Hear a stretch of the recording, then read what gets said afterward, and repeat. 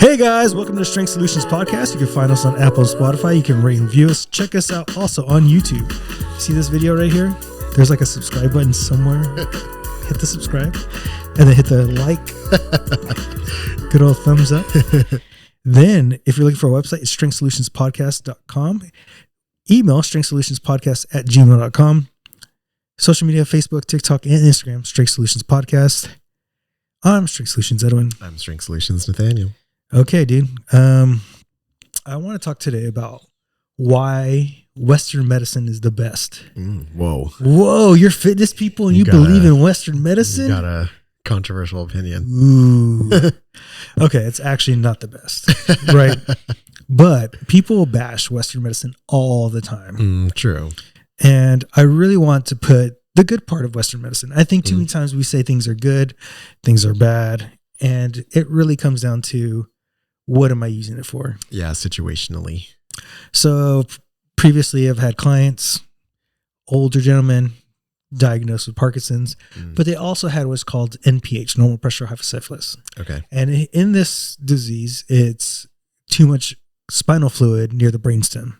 Okay. And so you have to do a surgery. You put this little shunt in, they stick a tube through your body, through your lip, to your stomach.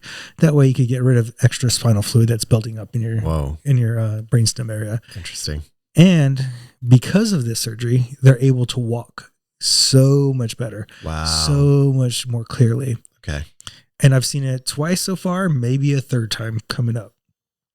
And I think too many times in the fitness space, we bash Western medicine. It does have its property and place within the fitness and health realm. Yeah. I mean, I've often read and heard that Western medicine is maybe not good at like the precautionary part of it. But if you're already sick or have a condition that is like bar none, the best, so maybe it's not preventative, but afterwards, if there's just something you can't avoid, you know what I mean? Like having a situation like that or a condition, we have the technology, right? So to speak, we have the ability to help with things like this. I was just talking to a client today about a research article we had read a while back, about the guy that was paraplegic and they had used like a Bluetooth receiver to like send the signal to the lower half of the body to like help him walk. That's insane. You know what I mean? And that's like some Western medicine shit for sure. And I think we just got to look at everything in the world. Nothing's good and nothing's bad. Yeah. There's a moment for everything. Situations. Yeah. And this even goes into the fitness space. I was deadlifting today and I saw someone, I can't remember, it was like a strong man. And this was years ago. I saw just a video clip. It was on Joe Rogan and literally saying, I really wouldn't do the deadlift. Was it Oberst? Was it Ryan Oberst? I don't remember who it was. He always says that shit.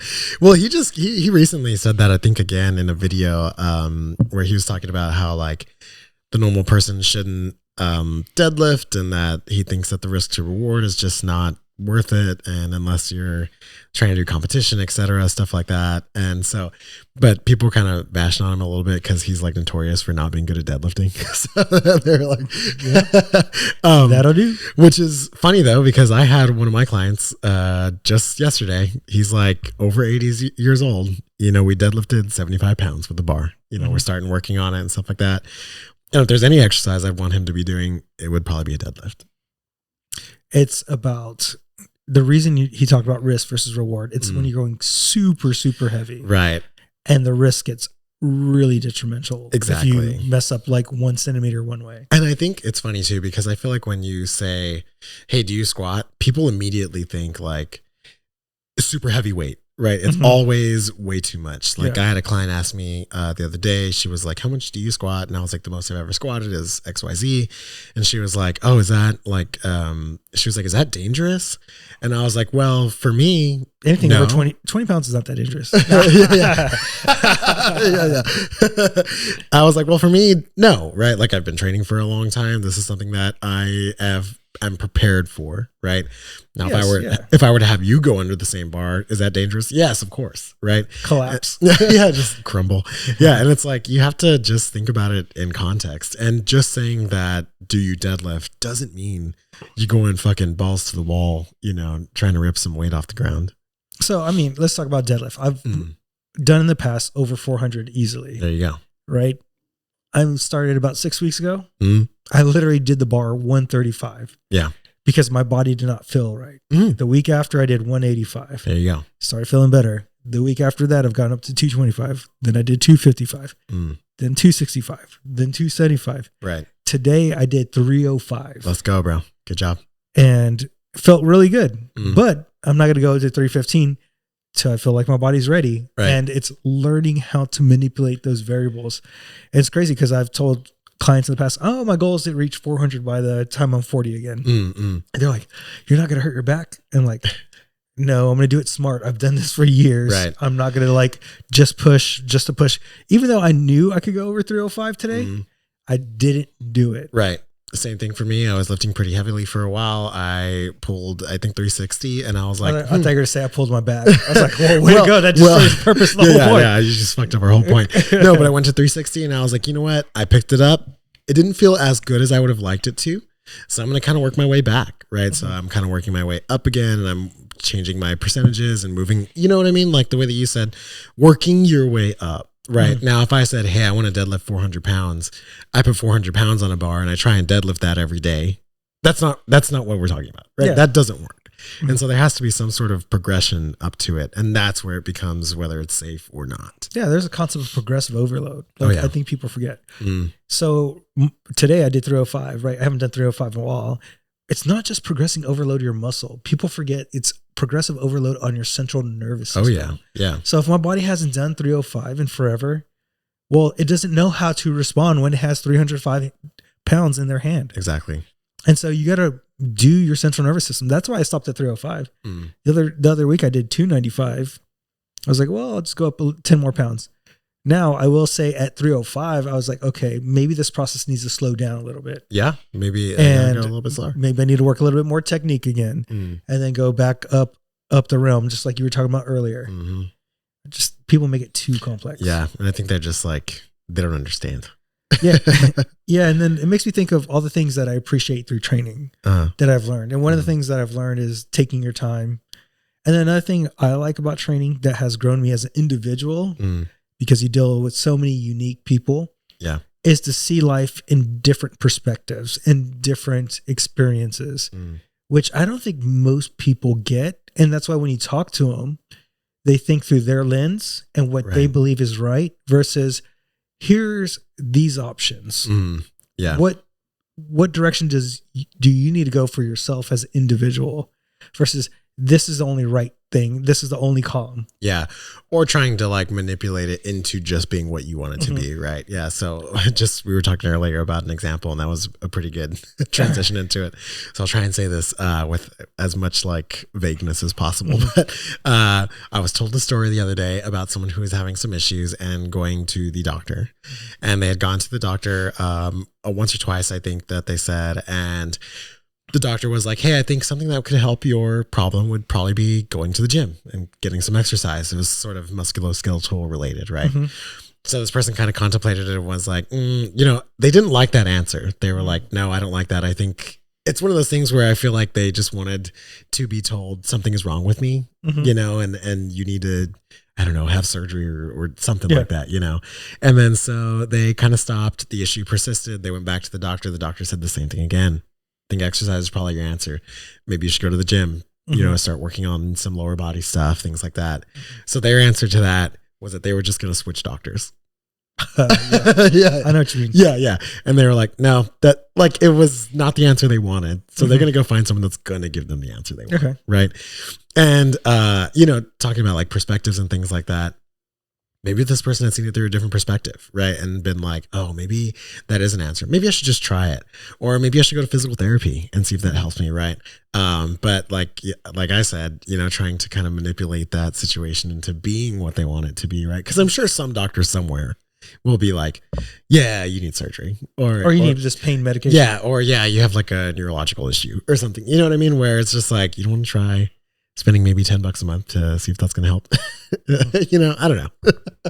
No, I agree, man. I've heard many stories of people going to like a chiropractor and they're like, well, let me just align your body, but don't work out because it's going to misalign you. Actually, muscles move bone. And if you do it correctly, it's actually going to help your alignment process a lot more. Yeah. I have a client who has a pretty, rare, I guess, hip issue. And the other day I had a trap bar out and rare, like my steak.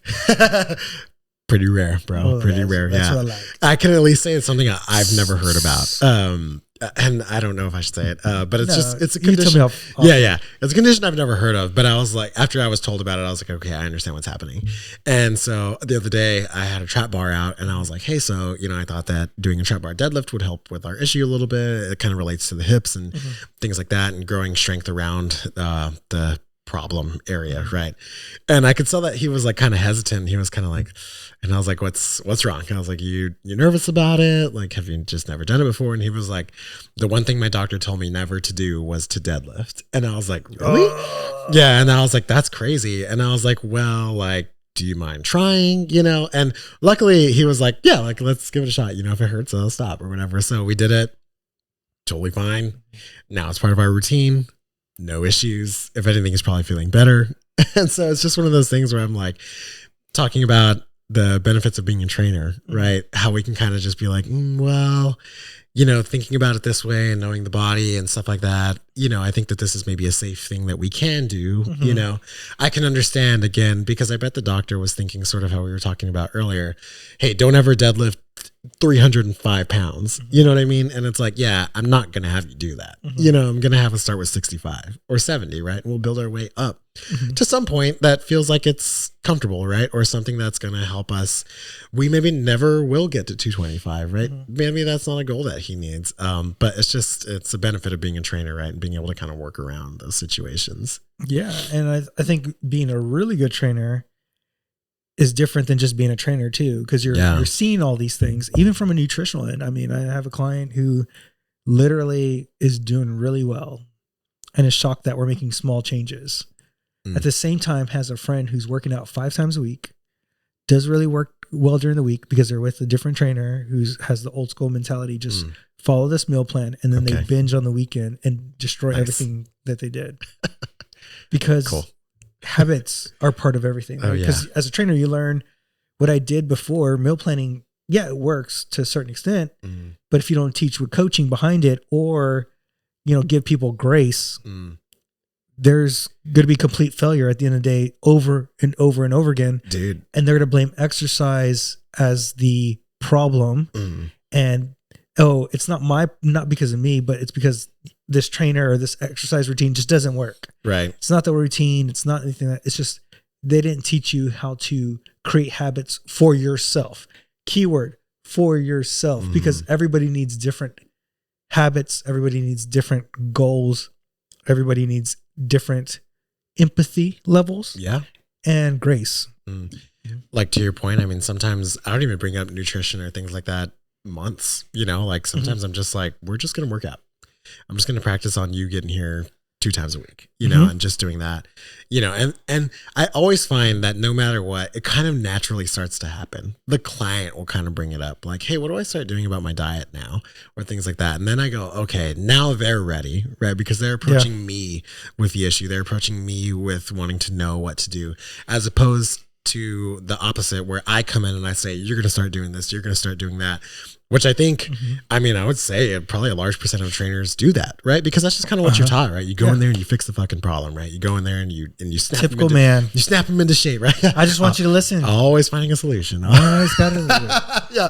And so like, I've learned that, I'll kind of add that in, and I'll say at some point we'll start talking about it. Maybe right now I just want you to focus on protein, blah, blah, blah. That's it. And I find that it takes a little while before people are ready to have that conversation about diet. Some people, like you said, have different levels of empathy, right? Some people are faster. Some people take a long time, and it's like, to me, I'm like, as long as we're moving, as long as we're exercising, as long as you're making changes every once in a while, and we're making those small steps, like you said, then, I'm happy, and the goal that you have is your goal, and you'll come to finish it whenever you're ready, Yeah. And this leads me to a great point. Jamie Foxx is alive. Diddy did not kill him. I didn't hear that he died. Dude, you remember hearing that he was really sick? And oh, you're right. I did hear about that. Remember? That was a while back, right? Diddy killed him. So he had a Netflix special, right? That's crazy, bro. I did not expect him to People were have a saying Netflix Jamie's special. cloned. yeah. It's Famey Fox. Famey Fox. So he has a Netflix special. It was actually really good. I'm not going to go. I want you to watch it. Okay, I definitely will. Yeah. Emotional at the same time funny. Interesting. Okay. Because he brings up the whole story and what really happened. Wow. But he also makes it funny. Okay. And I forgot how good Jamie Foxx was at doing voices. I don't even know if I knew he was good at doing impressions. Yeah, he did Cat Williams. That's hilarious. Denzel Washington. Okay, yeah. Remember watching Jay Farrell? Yeah, Jay Farrell was good at impressions. Yeah, really. Yeah, he was good. Dude, I love Jamie Foxx. I mean, I don't know everything about his whole fucking life or anything, but I remember watching his show as a kid, the Jamie Foxx show. Oh, yeah, dude, fancy. I watched, I watched fucking sitcoms all the time. I watched fancy was every hot, goddamn right? sitcom. I can't even remember any of the characters or anything. I just know that he had. The Jamie Foxx show was the one where he one of his friends was a police officer or some shit like that, right? It was a girl. No, Jamie Foxx show is where they own the hotel. Oh, okay, yeah. I think I'm thinking of worked there. I'm thinking of the Wayans Brothers show. Yeah, but you're right. The Jamie Foxx show. Yeah, they owned a hotel. Yeah, I remember him in that. I remember him in fucking movies and shit like that. The dude's funny, man. Yeah, and he's talented. And he can act. Yeah. He's from Texas. Really? Terrell, Texas. I didn't know that. Where the hell's that? East Texas somewhere. Somewhere in Texas, yeah. I'll check it out, man. Yeah, check it out. But there is one commercial. Okay. A commercial? Yes. Okay. Because Netflix has commercials if you don't pay for it. And I got to pay for commercials. I didn't know you can watch Netflix without a subscription. No, without commercials. One's with commercials, one's without Oh, there's commercials. a premium version. Mm-hmm. Okay, I have Hulu with commercials. I'm not that wealthy. No, I watch Hulu with ads all the time. People I'm are always that ad is paying for my... Bring it on. What else you want to say? I grew up in a generation, you had to wait. Yeah. There was no, yeah. I think with the Gen Z kids, they're the ones that are like, oh my God, I can't believe there's an ad. What the fuck do you mean there's an ad? So there's this one ad, right? And it was about RSV. Okay. And there's a vaccine. Yes. But they never used the word vaccine in there. Hmm. They said preventative antibodies. Not one time did they mention a vaccine shot. But you should learn about preventative antibodies for RSV. So they're changing the verbiage so it doesn't seem as scary. Honestly, I'm kind of about that. I think that's a smart choice. For businesses, yeah. I think it's a smart choice for businesses. I think it's a smart choice to circumvent the vaccine hysteria, because right now everybody's freaked out about ever since COVID, right? People have been vaccines. They have the 5G. Again, they're neither good or bad. They're neither good or bad, right? But I think there's that sort of level of now people are skeptical about it, right? Yeah. And so I think changing the name of it and just being no, it's not a vaccine. It's a preventative antibody. And immediately I know that a lot of the general population will go, oh, okay. I thought it was a vaccine. Yeah. No. That's how words work. It's super smart. I think it's smart. It's just like the word gaslighting. I'm gonna bleep this whole part out so people don't learn. Probably get shut down anyways because we said the word vaccine once. Yeah. We're all autistic. Fuck. All right, dude. So Ben Shapiro. Oh yeah, getting roasted by his own fans, dude. Me and you were talking a lot over these past few, days. I guess it hasn't been weeks. But we all heard about the thing that happened with United Healthcare. We won't go into it. And then Ben Shapiro. Well, I guess I have to bring it up because that's what Ben Shapiro was talking about, right? And so he was talking about how nobody should be how do you say it? I don't want to say worshiping, but the killer. Yeah. Saying it was okay or saying that it was a good thing, right? And I understand the point that they're getting at, but even his fans in his own comment section on YouTube were like, "Hey Ben, I don't think this is the right sentiment." I think we all read the room. Yeah. I think we're all kind of pissed about the whole healthcare system in the United States, and clearly a lot of people are. Obviously, if someone was willing to go to an extent like that, and I've been seeing a lot of stuff recently where they were we thought that after the presidential election, there would be like a, how do you say it? Like a culture warfare, but really it's turning into like a class warfare thing where it's like the people against the upper class, you know? And I don't know, it's getting to an interesting point where we are all sort of agreeing on a single topic, you know? Yeah.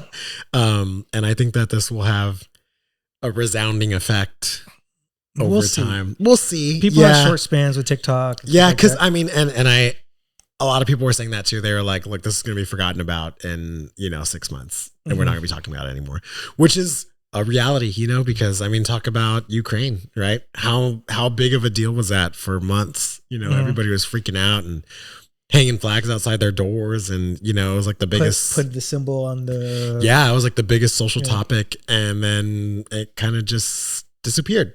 Some people obviously are still like not into it, but like keep up with politics and social events and global issues and stuff like that.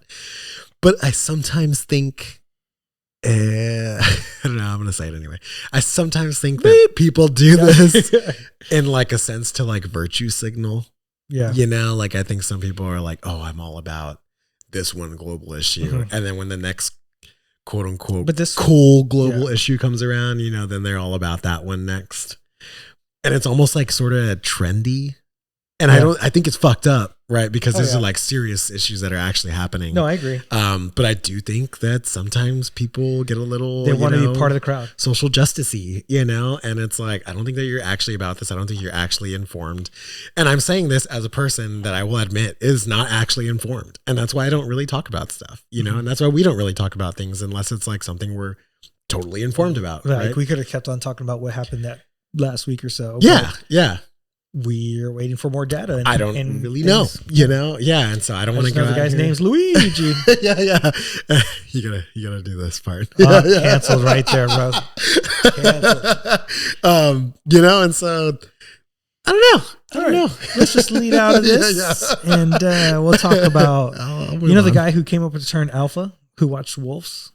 I didn't know there was a guy that came up with the term. Yeah. I guess that makes sense. So he was like, this is the alpha wolf. And so he kind of regrets it because he said the leader in the front was the alpha wolf, but actually not the loud one in the front was the alpha wolf. It was actually the wolf in the back, which they call the beta, is the real alpha because he makes sure no one struggles behind and he's the strongest. Interesting. And that's what a real leader is. Right? Yeah. And so he regrets saying the alpha. And it makes me think now how we use the words too, right? For like, you need to be an alpha male and we need to be like this and you need to be like a leader like this and loud and up front. And, but a really good leader sits back most of the time. Yeah. They let others talk.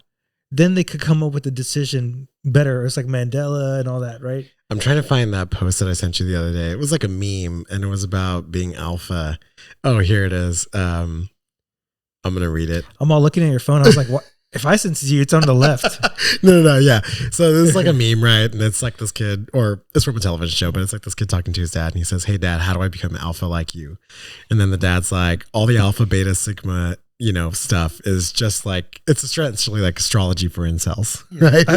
Yeah. And he was like, be yourself and express yourself however you want to, right? And don't let people who are online like gaslight you into thinking that you have to be like this certain type of person, right? You have to be this alpha male and you got to beat your chest in front of everybody. Yeah. And we share stuff from like the Tin Men all the time and things like that. And it talks a lot about how society kind of like feeds this thing to men, right? Where they're the problem, right? Constantly, it's sort of like this, it's always men are the problem and never that they have problems, right? Or issues just like anybody else. It's just always that you're the root of the issue, right? Which makes you think about all the bias that men have. And I sent you this, right? And this is interesting in sex differences, which we talked about how in when someone gets divorced, how things work, men don't do well because they're seen as the problem or they're the ones that are the provider and they take everything from them. They take too much and then these men struggle and they can never make it themselves back. And it's like this whole downward spiral for the man, but the women make off a lot better in divorce. Oh yeah. In the grand scheme of things. Sure. Yeah. So they were talking about, it's interesting. The sex difference is 70% of women say married men who have an affair are always morally wrong. while 56% say the same for married women. So men are morally wrong most of the time, according to women, at a high click rate. 53% of men say it is always morally wrong for a woman to have an affair, while 61% say the same for men. So in both cases, men are seen as the one that are always morally wrong. Mm-hmm. And it's crazy too, dude, because you watch and I know that this is all social media and I get it, but it's like, you watch, I'll watch videos on YouTube. I honestly think you don't need social media. I think this happened in the past with our parents' generation. True, yeah. And I think that men are seen a certain way because we're seen as we're supposed to be in control. And it's funny too, because you'll see things, I'll see men debate with women over XYZ, or I'll hear it on the radio or something like that. And people will call in and talk about stuff. And it's always like, oh, well, if the woman cheated, it's probably because the guy wasn't doing something, right? It's probably because they weren't providing enough, or they didn't have enough money, or they weren't good in bed, or they weren't blah, blah, blah, or something, right? It's like somehow it's always their fault, right? And again, this is generally, right? I'm sure there's other situations and I'm not talking about everything, but it always comes down to that, where like you said, it's like you're seen as the person in control. So if something went wrong, it had to have been your fault then, right? Yeah, and I think this goes back to the beginning where we talk about Western medicine. It's the inability of humans to really look at things at an individual perspective. We tend to group things. Yeah.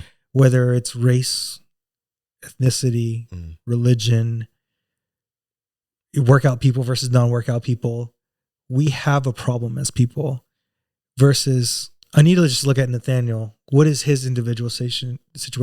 What does he really need? What does this client really need in their individual situation and in their life?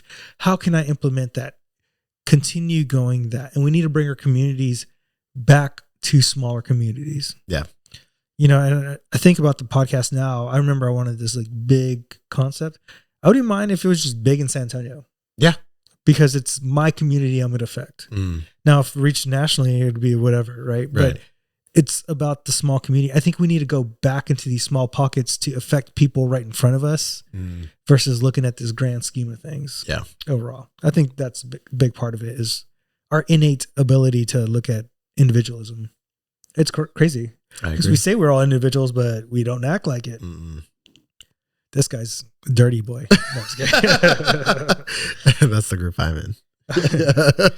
All right. First study, short-term cognitive boost for exercise may last 24 hours. Let's go. Big brain. In the study, it literally goes into people understand there's a short-term boost, but they don't realize how long it is. Yeah. So this study's with 50 to 83 years old. And even their memory benefits got better, but it also related because their sleep was better. Yes, I saw that sleep was a big part of this one. And they also had them do, I believe, aerobic exercise, right? So I guess something cardio based. But I would imagine that this would be similar if you did a resistance training session or something like that as well.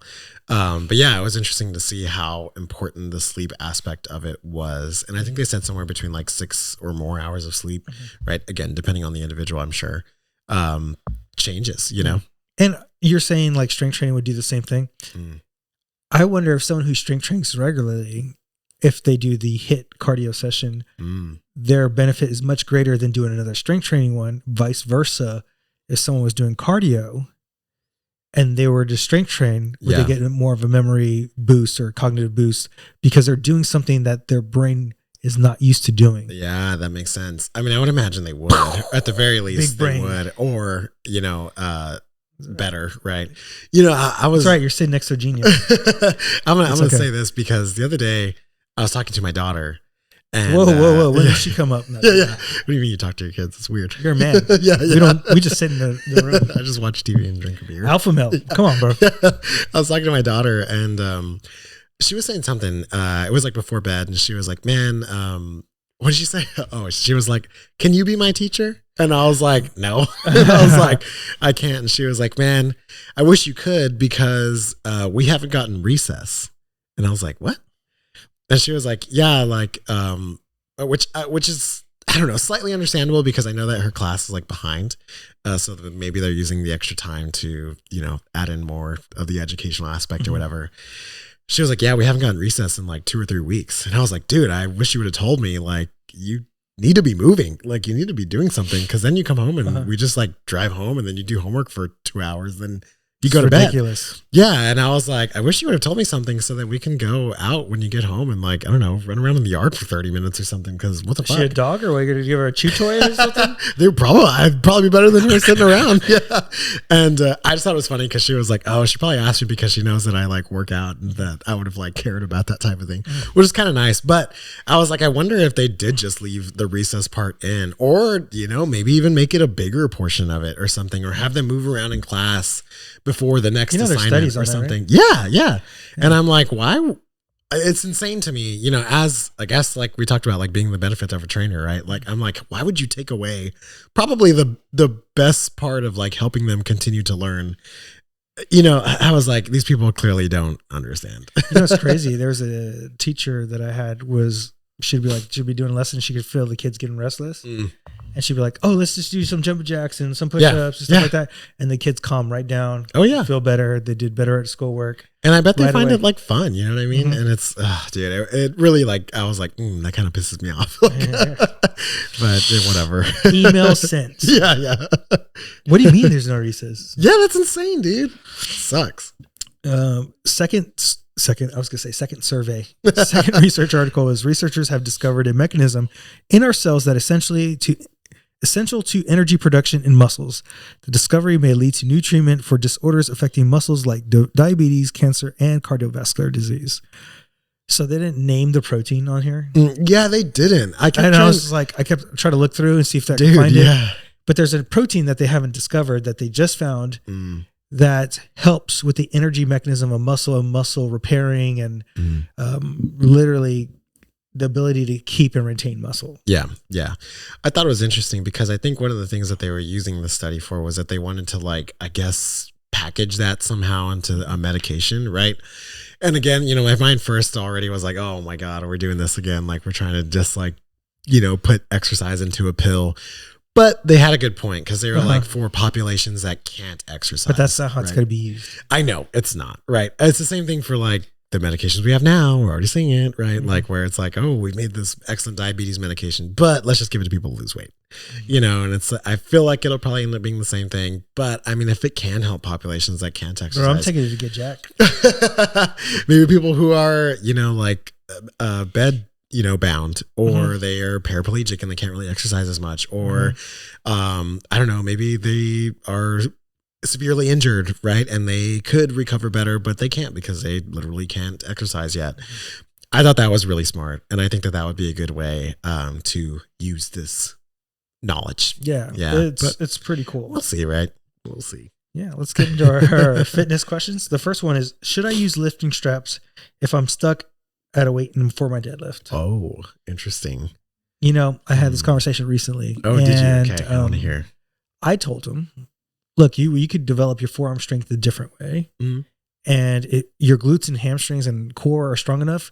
Let's take the limiting factor, but don't disregard your forearms and strength training for your forearms and endurance. Yeah. So let's add things like farmer's carry and other items that will help your forearms get better. So that way it makes your deadlift better. Right. Because you're still using the grip strength, even though you have straps on. Right. And so if you can increase that level at some point, even if you use straps, you're still not going to be able to pick it up. Right. If your grip strength isn't also being trained at some point. And so I think what you said is probably the best way to put it.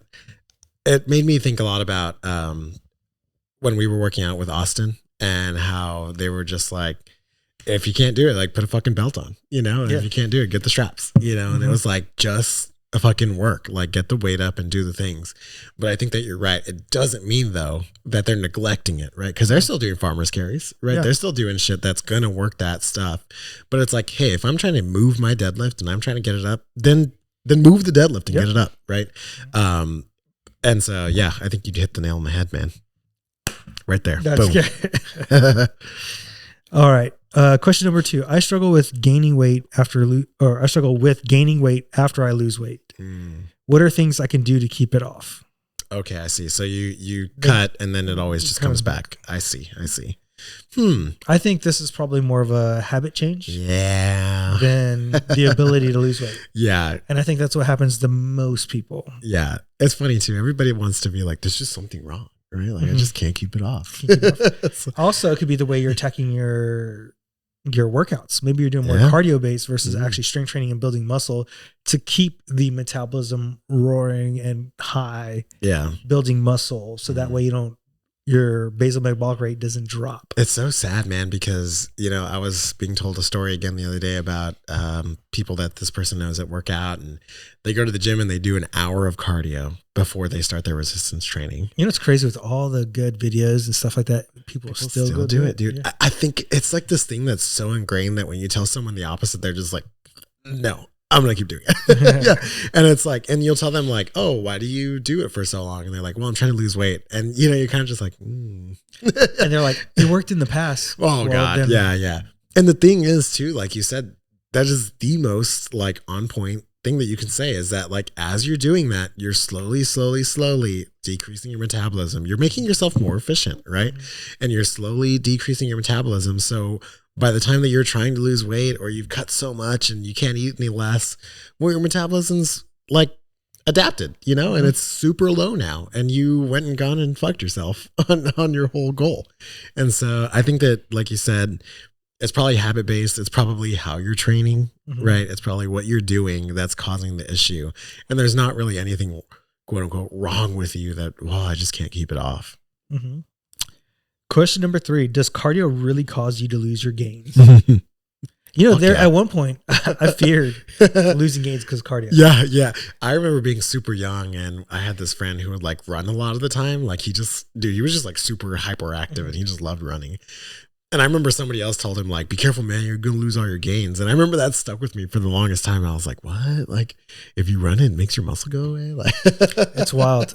Yeah. There is a point where the way you do your cardio matters. Okay. That's the amount of time you do your cardio versus strength training matters as well. For sure. Right? So you could do cardio because honestly, you'll probably build more muscle with cardio in a healthy state than never doing cardio. Okay. Yes. Yeah. You should never not do cardio.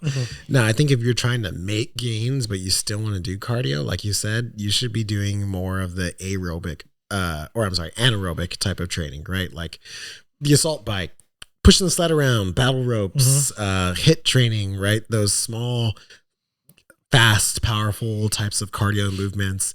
You should not be running for hours on end or trying to do a half marathon or something, because it's purely contradicting types of training. You just can't do both at the same time. But you can. You can. If you don't give a shit about gains. You just want general health. Yeah, you want to be a hybrid athlete. Yeah. You can. You can do whatever you want. You don't have to just go for the gains. No, gains all the time.